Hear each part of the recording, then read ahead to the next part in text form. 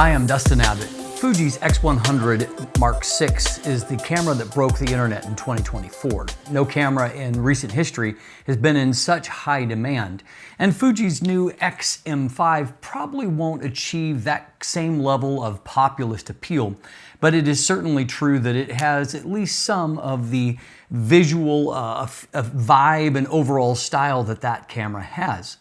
Underneath that retro exterior is a thoroughly modern camera that is focused on vlogging and content creation, however.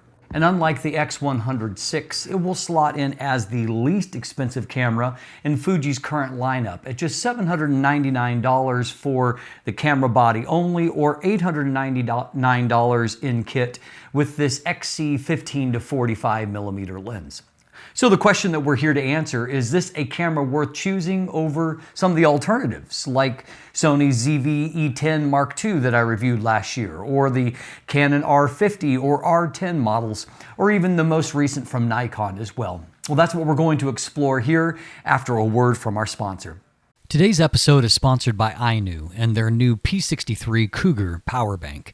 It seems like just about everything can be charged via USB-C these days, which makes power banks a regular part of all of our lives. I found that being able to charge my camera batteries from a power bank has really saved me at times. But not all power banks have the proper power delivery standard to charge them. My secondary complaint is that many of my power banks are very slow to charge, taking hours to recharge. But Inui's new P63 Cougar solves all of that. It has a massive 2500 mAh of storage, enough to recharge an iPhone 15 nearly 5 times, or most of my camera batteries about 8 times. It can deliver as much as 100 watts, plenty to charge everything from my laptop to my iPad Pro. What's more, the P63 has nearly as much power capacity as a V-mount battery, but costs half as much, making it a very cost-effective way to run my lighting for my YouTube channel. One of my favorite things about the P63 is its ability to fast charge at about 65 watts, meaning that recharge time is vastly reduced. This little powerhouse is definitely a part of my workflow now, and you can get your own from Amazon for under $70 by visiting the link in the description below.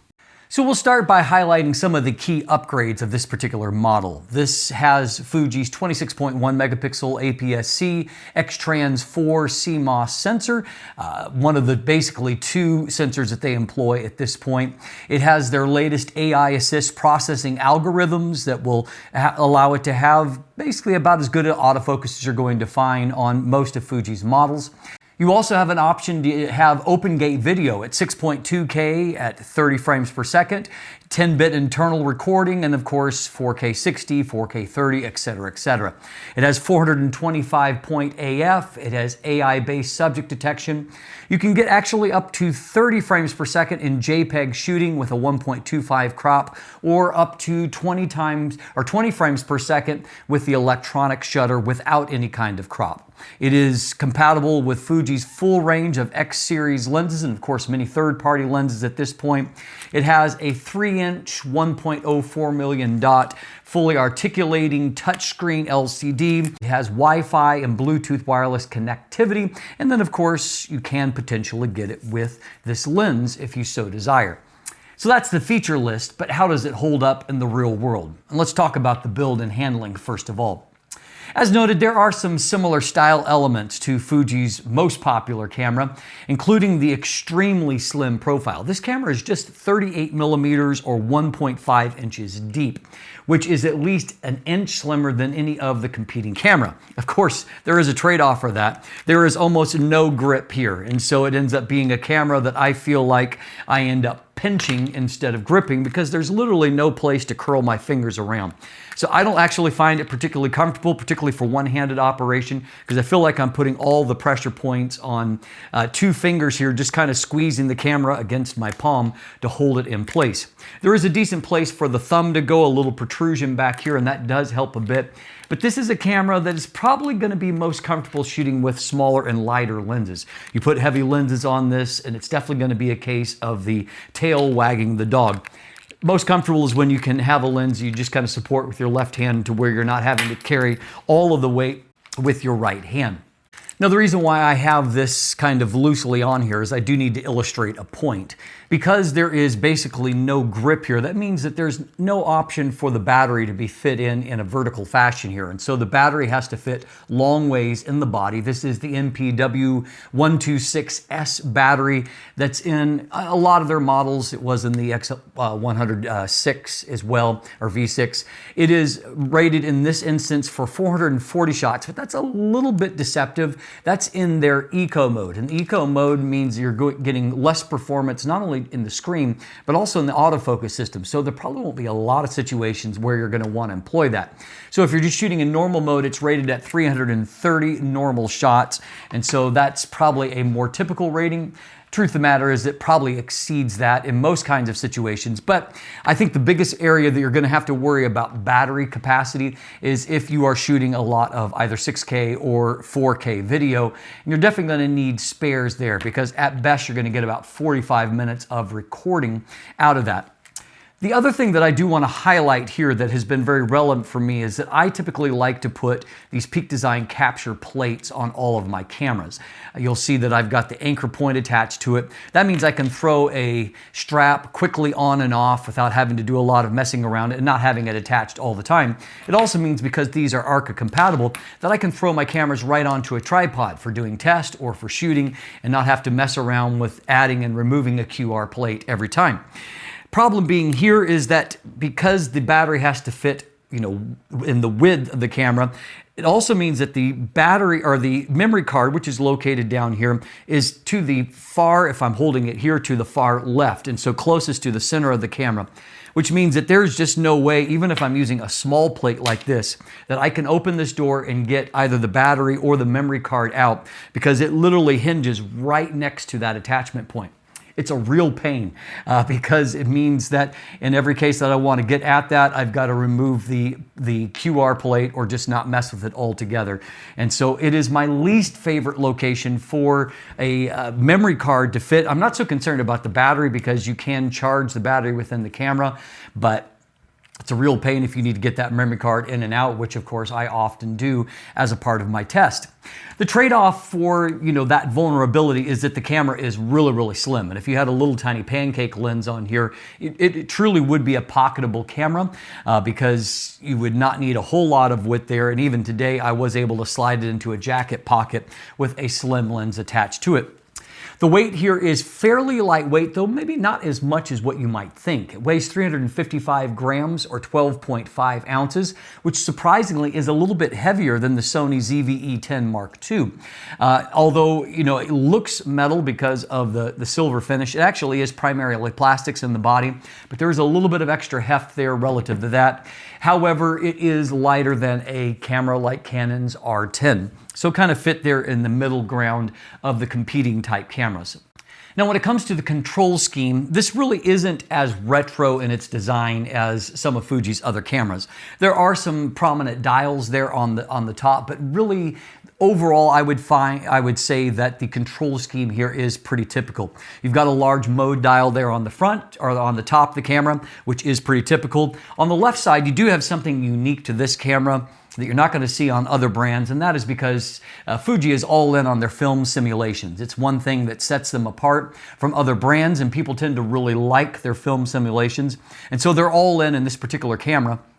And that there is a dial here on the left side that is wholly dedicated to just being able to select some of the most popular of these film simulations. And so they're not all on there. However, there are a number of them on there, plus the ability to, to go to a custom concoction that you've put together in camera. Now, this is probably only great if you are a JPEG shooter. And the reason why I say that is that it really doesn't matter what you selected here. If you're shooting in RAW, as I do, you get the same RAW file either way. And so in the first case here, I selected just their standard profile. I then moved to the Velvia profile. They look identical because for the RAW file, they actually are. The problem I have with this is because this is the way that I particularly shoot, I then could say, okay, well, I'll use that dial for something else. I haven't found a way to assign any other value to it. So it is going to be kind of a pointless dial for me in most of the time in most situations. And ironically, in the front here, there is a command dial, and that actually is clickable. And when you click it, it will rotate between three, it starts off with three default different options. And so as you click that in, it changes the function of that front command dial.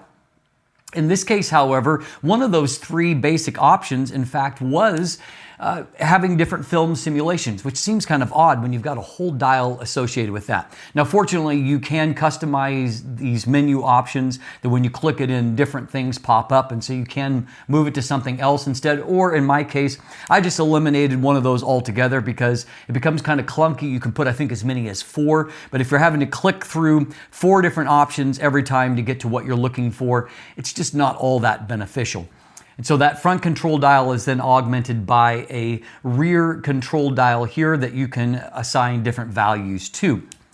My least favorite ergonomic thing is the Q button, which is for the quick menu. They've made this little tiny button that sits very flush and have located it between 2 big dials, which means that even with your bare fingertip, it is not easy to depress. It's January in Canada right now, which means I'm wearing gloves when I'm out shooting.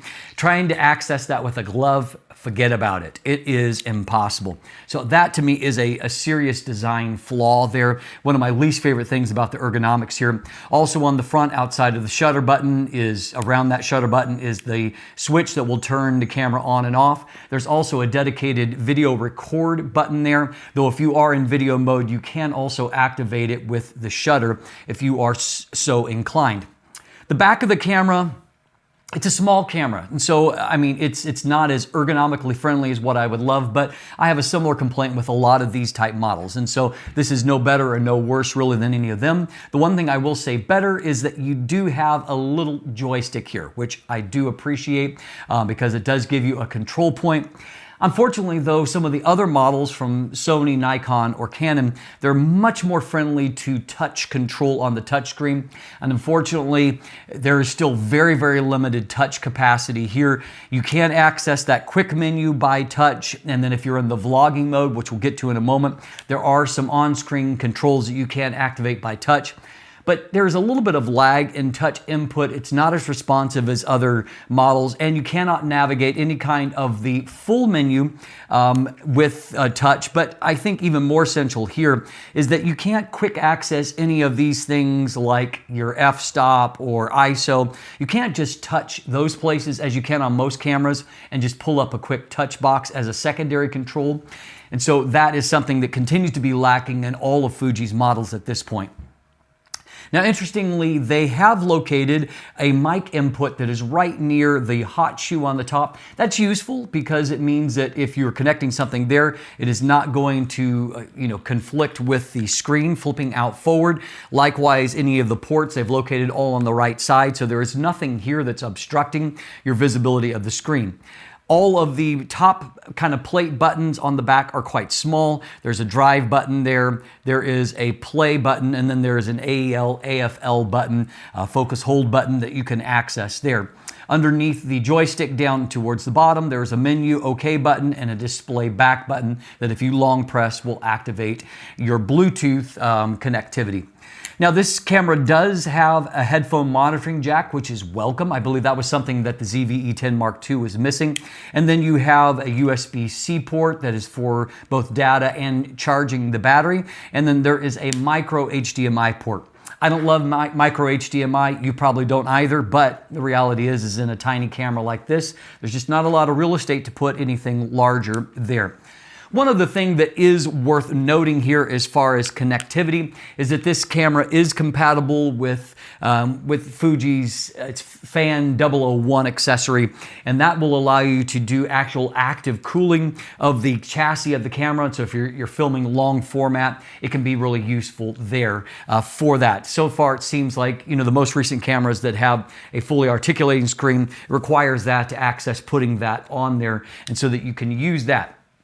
So if you've already purchased that for another camera, it is compatible here as well. Now, I've already lamented the touchscreen a little bit. I know that some of you prefer a tilting style. I do prefer the articulating myself for a number of reasons. But either way, it is articulating. It's a 3-inch display. And unfortunately, it's not particularly high resolution. It's only 1.04 million dots of resolution. That's unfortunate because this is your only interaction point on this. There is no viewfinder on the camera. And so that means that the better the screen is, the better it's going to be able to capture and to see what you're doing. The screen is reasonably bright, but on a bright winter day like this, I mean, I went out and shot earlier with the camera just to catch a few more images on a beautiful day. And I found that I couldn't hardly see the screen at all. And so it's either a matter of trying to shade that. There's been a number of times when it's bright that I'm putting the camera up to my eye and there's no viewfinder there. But again, the ZVE10 Mark II doesn't have one either. I just really miss it. Your mileage may vary. Other thing that's missing here is any kind of in-body image stabilization. Not really expected in this model. You're going to pay probably about $500 more to move up to a Fuji model that has in-body image stabilization amongst other features. And so just know that that is lacking here. There is some digital stabilization when you're shooting video. However, that comes with extreme limitations, including a significant crop factor that we'll talk about in a moment. I'll take just a moment to talk about the kit lens here. This is an XC 15 to 45 millimeter. The XC models tend to be just a little cheaper in their physical design, a little more like plastic fantastics than Fuji's other lenses, and that includes even having a plastic mount here. However, that being said, this lens in kit only costs $100. It costs $300 if you buy it separately, so if you're going to want it, you're definitely going to want to buy it in kit. $100 is not much for a lens like this, and it does have some practical value. For one thing, it does have OIS, or optical image stabilization. So if you're wanting to capture video with this camera, it gives you a lens that will provide stabilization, which is going to work much better than a non-stabilized lens. The other advantage that it has is this is a power zoom lens, and so that means that as you rotate the zoom dial, it will mechanically zoom in and out, and so allow you to have smoother zoom interactions there. I will also note that if you're in vlog mode, the power zoom can be accessed via the screen as well, and you can do touchscreen up and down. And this, I would say most of the time, it's actually smoother to do it through the ring itself. Now, this is a retractable zoom design, and so when you power the camera off, the inner barrel is going to retract. But I vastly prefer this to Canon's models that require you to first twist before the lens can even be usable. In this case, because it powers out there pretty quickly, you're not going to be missing shots, which I appreciate, which is unlike the Canon model for sure. Now, image quality is, well, it's about what you expect. It's okay, but it's certainly not exceptional. You're probably going to want an upgrade in image quality if you get serious about shooting, particularly for stills, where image quality tends to be a little bit more demanding. Now on the mode dial, there is a dedicated vlog mode, and that's worth talking about because that's really at the heart of this particular camera.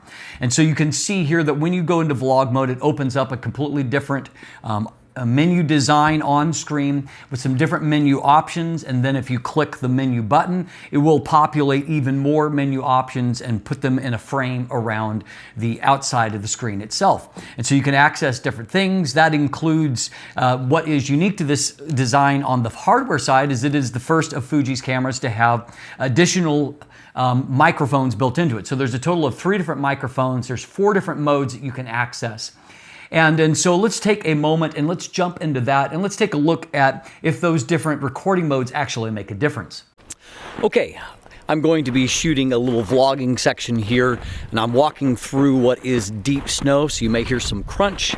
We're going to go through the various options that are available for the built-in microphones, and I'm going to start by filming here with what they call the surround sound. So that should have as much environmental sound as possible, and we'll try the different modes as we move ahead here.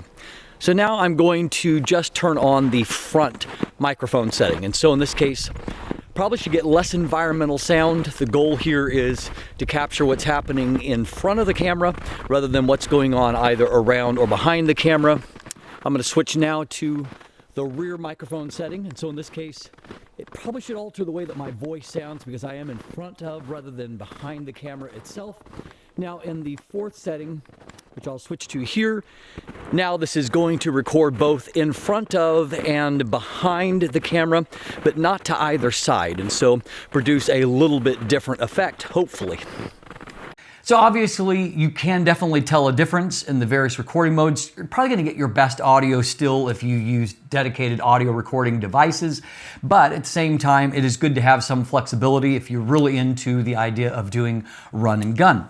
Another interesting feature that's a part of the vlogging mode is there's actually a shorts mode that doesn't require you to rotate the camera for vertical filming. It uses that open gate video to provide up to 60-second vertical clips without rotating the camera. So it will show you on screen the various crop marks, and so you know what your framing is going to be like, but you can shoot shorts, so 60 seconds or less, clips through that without having to do rotation. Now obviously if you rotate the camera, you can shoot longer format if you're wanting to shoot in a vertical format, but obviously having that, quick thing is great because it just means that on your tripod, particularly if you have kind of a limited tripod that doesn't have like a ball head where you can easily rotate, it allows you to still get some vertical footage. Useful. Some other options on there while you're in vlogging mode include background defocus. That background defocus mode, basically all it does is it opens up the lens mounted to the largest maximum aperture. So it will blur out the background as much as possible. How well that works is really going to depend on the lens you have attached and its ability to naturally blur out a background. They have a portrait enhancer mode. It has 3 different stages of intensity, and it basically is just a smoothing. It's going to smooth out skin imperfections, and the more the stronger the effect, the more plasticky the end result. Not something I'm a fan of, but again, your mileage may vary. It also has a product priority mode, which can be really useful if you're demonstrating something on camera. And so if you reach towards the camera, kind of showing the object, the autofocus knows to prioritize whatever is coming out towards the camera and will focus on that. And so probably blur out your face a little bit. Then as you bring the product back, it'll probably go back to focusing on your face. So again, some useful things. For some people, they will be gimmicks, but if it seems really gimmicky, you might want to look at a different camera model because that really is some of the inherent strengths of this lens is a little more dedication to content creation in its various forms. Now on the autofocus side of things, this is basically the same autofocus system that we have been seeing for a long time. Since the X-T3, 425 AF points.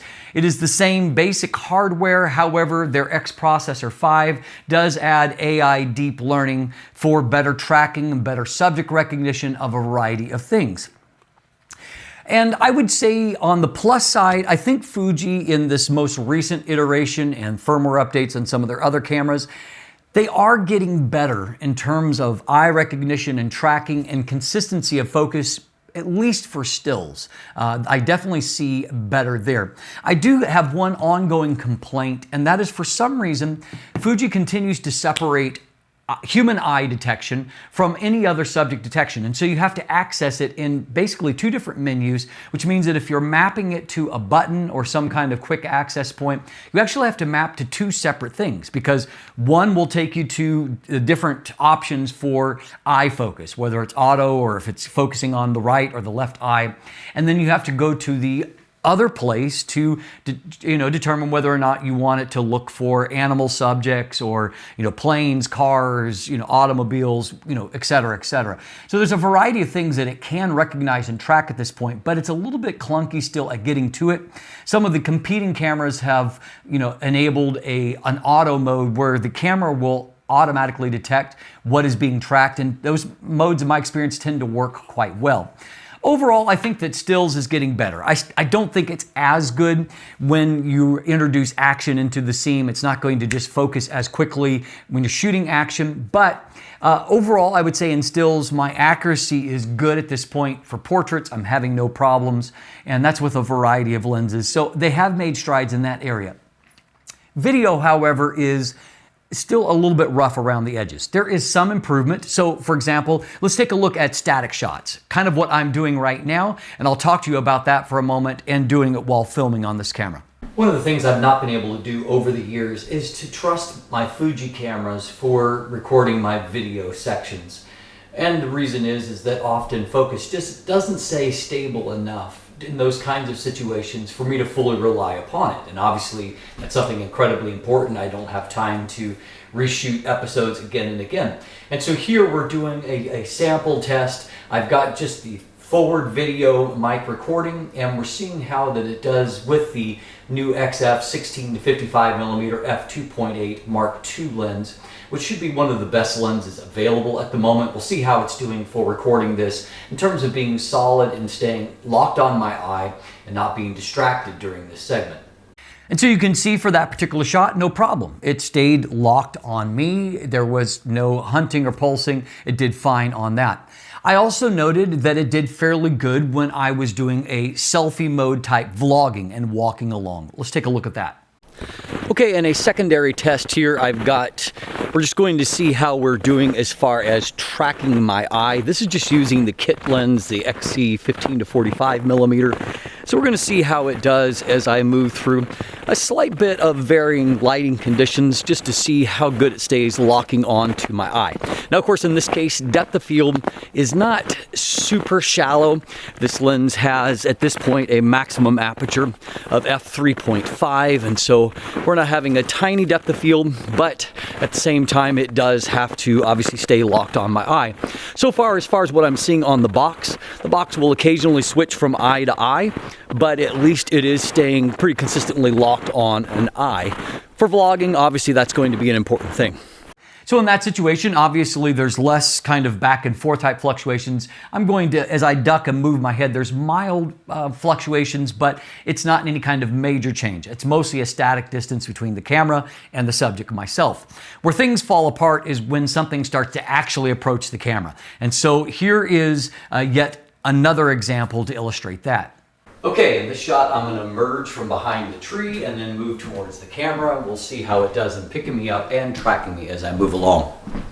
So obviously that last segment is a pretty huge fail. And that is where it really illustrates how far behind, particularly for video, Fuji still is. They still need a lot of work. And when I do focus pulls, I'm still far more likely to see visible steps in the process, less certainty. The touchscreen is still sometimes unresponsive. If I want to click to move focus to somewhere else, sometimes it doesn't react at all. And then sometimes it reacts fairly quickly. It's just really inconsistent.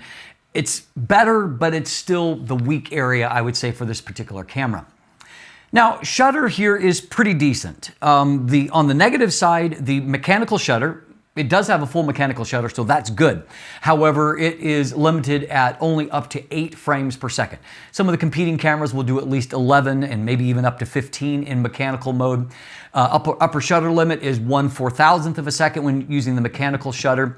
You can, however, switch to an electronic shutter, and so that gets you up to 1/33,000th of a second in terms of your shutter speed. And it will allow you to shoot up to 20 frames per second with the full readout. Now, there is some limitations to that. You're not going to get as good of dynamic range. Image quality isn't quite as good, and because there is because it's not really super fast in its readout, you will run into the potential of getting some rolling shutter, some objects that kind of exaggerated or distorted if you're kind of panning across a fast action. You can get even up to 30 frames per second if you switch into the sport crop mode. That does crop it down, and so to a 1.25 times crop, so your image size is going to be a little bit smaller, a little lower resolution. However, you can, if you really need to get really fast burst, you can get up to 30 frames per second. I do like something that Fuji has, in that you can go into kind of a hybrid mode to where underneath a certain shutter limit, you'll get full mechanical shutter, and then it will automatically switch to the electronic mode, and so that you can get faster shots if you're shooting with a bright lens. For example, I went out with the 56mm f1.2 earlier today, and in bright sun, it would automatically switch into that electronic shutter, and so that I could get I could actually control the shutter speed to where I could get adequate metering even in bright situations.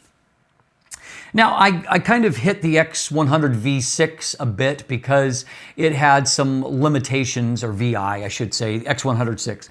It had some limitations to the buffer depth. This model is helped by the fact that although it just has UHS-1 compatible SD card, which is slow by modern standards, the fact that it has the smaller 26 megapixel sensor instead of the 40 megapixel sensor helps a lot. And so buffer depth is not bad here.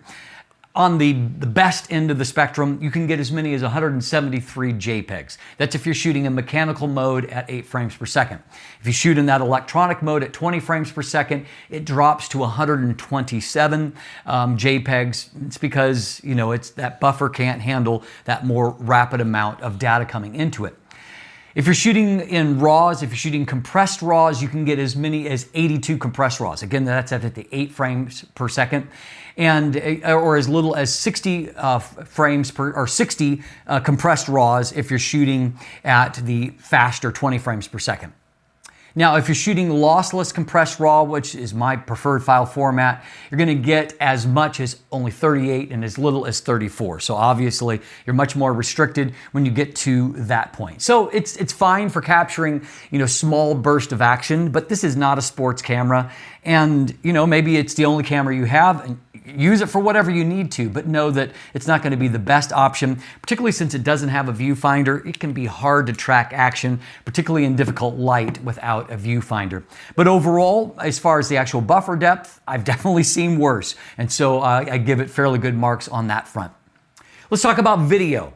Now, the unique thing here is that unlike a lot of competitors, you can shoot up to 6.2K. I need to qualify that a little bit. That is 6.2 open gate. And so open gate means that it is shooting the whole sensor. And that means it's shooting with the typical crop factor, which is 3:2. And so it's shooting more like you would a still image, and you can get that whole footage. And what you can do later, if you're wanting to get to the widescreen 16:9 or some other type crop, you have to crop it in post. So I don't want you to think that you're getting 6K video in 16:9. That's not true, but you are getting that open gate footage where you can crop that down in a variety of ways, including vertically, which is where it can be useful. You can get full 10-bit internal recording on that, and so that can be very, very useful. 4K 60, you can shoot that. You will get a bit of a crop at that, a 1.18 times crop factor if you're shooting 4K 60. If you're shooting 4K 30, you will get it with no crop. Now, in full HD, you can shoot as fast as 240 frames per second if you're wanting to do serious slow-mo footage. It will include a lot of the modern high-end features like F-Log2. You can do HLG for high dynamic range footage. And as noted, you can use a digital stabilizer that works okay, but it will come with a big crop factor, as much as 1.44 times of crop, depending on what mode that you're shooting in. And so obviously you're gonna have to be shooting with much wider lenses than what you might want for your actual shot if you're going to use that digital stabilization. Probably a better option is to actually just get a motorized gimbal. This camera is really lightweight, so you can buy a relatively cheap one, and thus you're going to get much better stabilization if you're planning on getting shots on the move. Fuji's footage is good, and of course you have the ability, if you want, if you're not shooting in a log, that you can put one of their film simulations and get a unique look, maybe match the look of your footage to the look of some stills you're going to take as a part of a project. So all of that I find to be very useful, and as is per usual, you get nicely detailed looking footage out of the camera itself. It also seems to do quite well in heat dissipation, and so they do have a long format mode that's designed to hit overheating, but the truth of the matter is, unless you're using an external power source, you're probably likely to either run out into a dead battery or a memory card that has reached its full capacity before you're going to actually overheat. So not a major problem there. Finally, let's talk about the overall sensor performance. I'm going to actually give you more of a sensor overview here. The truth of the matter is that I've already reviewed this sensor a half dozen times before in other cameras, so there's nothing new under the sun here. This is a 26 megapixel X-Trans sensor. The resolution is 6,240 by 4,160 pixels, and so a good amount of resolution, not off the charts, but it equals the highest resolution point that's available from Sony at this point. And so a very nice and useful amount of resolution there. It has a base ISO in this sensor of 160. And so their 40 megapixel sensor gets you down to 125. And so, you know, and obviously some of the competing cameras will go as low as ISO 100. So that is, to me, is a little bit of a liability there, but the ISO range is 160 to 12,800. What I have found with this sensor in repeated test is that it's actually really good when it comes to ISO performance. I would say that that's one area where the Fuji sensor is ahead of Sony's sensor. And throughout the native range up to 12,800, I feel like it really does quite good. And there's going to be noise, but there isn't any obvious colored banding or things like that. And so overall it delivers quite clean results. And I haven't hesitated sometimes to shoot at very high ISOs with these cameras. Now, when it comes to the dynamic range, this is an area where Fuji sensors are not at the level of what Sony is at. And so Sony is about a half stop better in terms of dynamic range, but this is, you know, it's not like completely out of the ballpark like some of Canon's sensors used to be. And so it's not bad there. And of course, if you're wanting to get a little bit more dynamic range in a single shot, you have the option, if you put the ISO up to 320, you can select what they call DR200. And yes, it's electronics, but what it's going to do is it's going to sample the highlights from the base ISO 160, and it's going to get the shadow information from the higher ISO 320. And so what that means is you're getting a little bit more exposure in the shadows, but less exposure in the highlights, and so it just means you have more to play with when you're processing. And if you go up to ISO 600, or excuse me, ISO 640, you can get their DR400. And so that's actually sampling 2 stops above base ISO and then keeping base ISO for the highlights. Again, very, very useful in that regard. And so I actually do often shoot, when I'm shooting landscapes, I most likely shoot in DR200 when shooting Fuji cameras, because I like having just a little bit of headroom to work with, particularly in recovering skies. Now, I do find that the X-Trans sensor is more complicated to sharpen. And so I find that in comparative side by side, I can get sharper looking results out of a Sony camera than I could out of a Fuji camera or a Canon camera over a Fuji, et cetera, et cetera. Some people love the X-Trans sensor and, you know, claim its virtues. I'm not as much of a fan, but again, your mileage may vary there. I would say the real magic of this camera when it comes to image quality is going to be for those of you that shoot JPEGs. There's a wide variety of film simulations, and they have added some of the most recent ones, including Rela Ace, one that I really, really love. And so you can have 20 different film simulations that are base simulations, and then you can tweak any of them to further to a look that you like. You can add or eliminate grain, you can change the shadow or highlight information a little bit. And so bottom line is, if you spend some time tweaking, you can really get a look that you like right in your JPEGs. And so if you're someone that wants to just shoot images, get them in camera, and then not mess with them in post-processing, this is a great camera if you don't want to edit. And that is, I think, the real strength of Fuji system in general, and I will say of the X-M5 as well. So that leads me to my conclusion. The Fujifilm X-M5, it feels a lot like some of Fuji's other, you know, cheaper camera models. There's not anything here that's necessarily revolutionary. However, but I think the pivot to the vlogging features it was a clever move. It allows this camera to have its own unique niche, where it's set apart from some other cameras in general, but also some of Fuji's other cameras. So rather than this just being the cheapest camera that they sell, which is where it stands as far as their hierarchy of pricing, but it also now is a dedicated camera that is unique. It's unique in that it has the vlogging specific features, those extra microphone settings, the vlogging menu, and the options there. And so I think that pivot was smart for them, because it gives the X-M5 a unique identity other than just being small and cheap.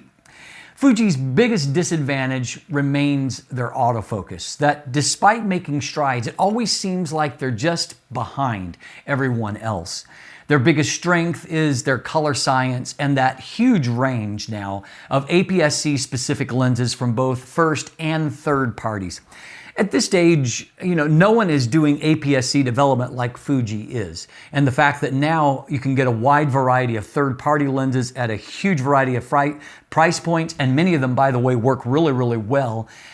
I think it makes the Fuji platform really attractive if you're looking at it just from an APS-C perspective. If you're someone who says, I want APS-C, that's all I'm ever going to shoot, I'm never going to full frame.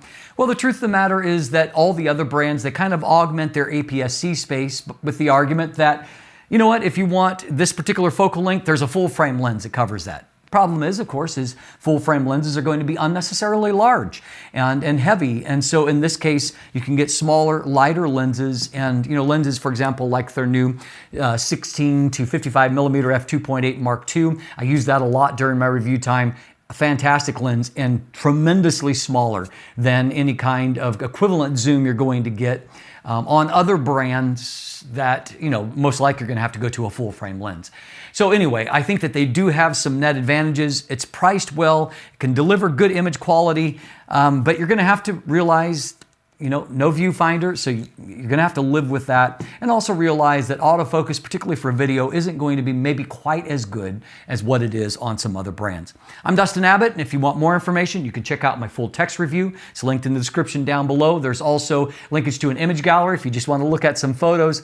As always, thanks for watching. Have a great day, and let the light in.